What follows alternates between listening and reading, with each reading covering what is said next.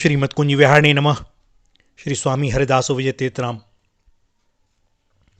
हम जो चिंता या चिंतन करते हैं, हमारे स्वभाव को ही चित्त कहते हैं। चित्त कोई स्वतंत्र पदार्थ नहीं है। यह कहना कि चाहते तो हैं किंतु चित्त शुद्ध नहीं होता, यह हमारी अपनी मूर्खता को ही प्रकट करना है।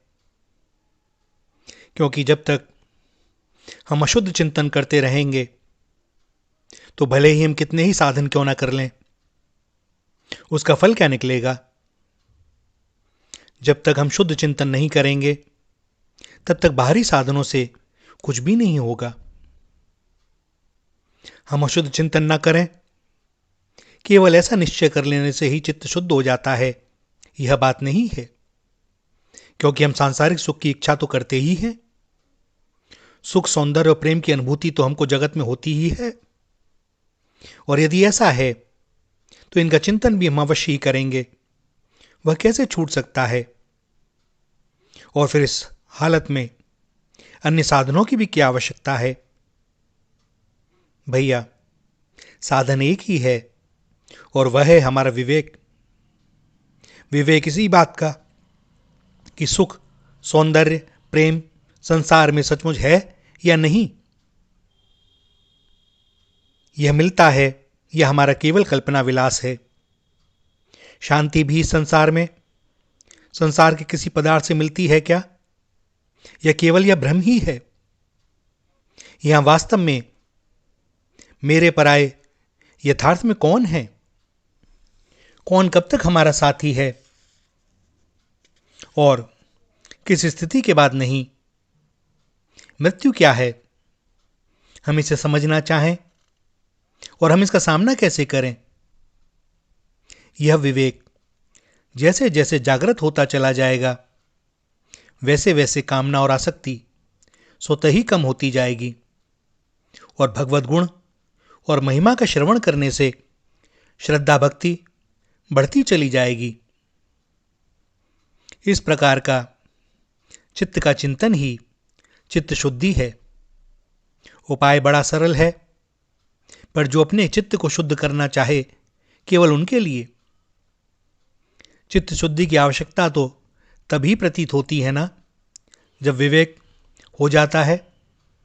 उसके पहले विवेक ही साधन है, और साधन के लिए सत्संग करना चाहिए, शास्त्रों सद्ग्रंथों को पढ़ना चाहिए, सुनना चाहिए। हमारा मन स्थिर क्यों नहीं होता? मन का स्वरूप है मानना, मनन करना। हम भला बुरा, सच्चा झूठा सब कुछ तो मानते रहते हैं। चाहे जो मनन करते रहते हैं, तब हमारा मन स्थिर कैसे हो? हम मानना, मनन करना छोड़ दें तो मन का कोई भी चिन्ह बाकी न रहेगा। केवल ऊपरी साधनों से कुछ ना होगा। मनन यदि किसी तरह बंद ना होता हो तो भगवान के किसी श्री विग्रह का मनन करें, उनके नाम का मनन करें। इसी एक संस्कार में हम अपने मन को लगा दें, इसी के स्मरण ध्यान में अपने मन को केंद्रीभूत कर दें। इससे मन स्थिर होगा। परंतु चित्त जब तक शुद्ध नहीं होता, तब तक मन को स्थिर करना सुलभ नहीं हो सकता। वैराग्य और चित्त शुद्धि और अभ्यास से स्थिरता होती है।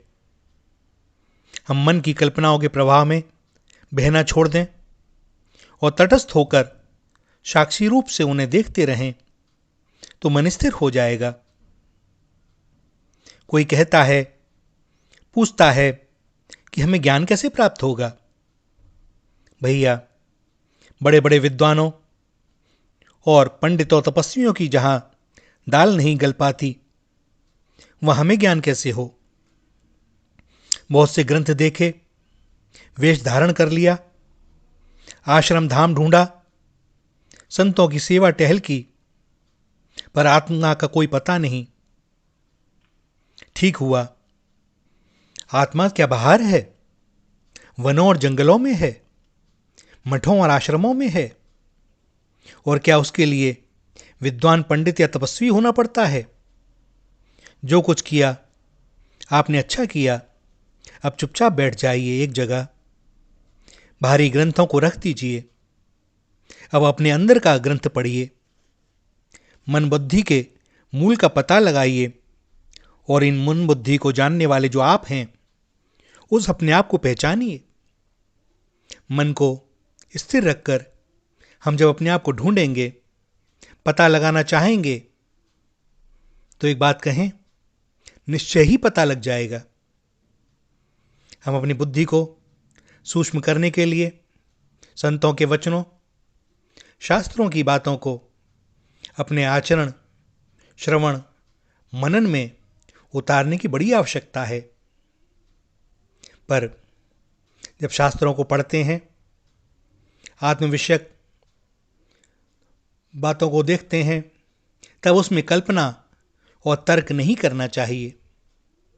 ब्रह्म या आत्मा नाम से किसी अन्य पदार्थ को ढूंढना नहीं है भैया, हमें तो अपने आप को जान लेना है।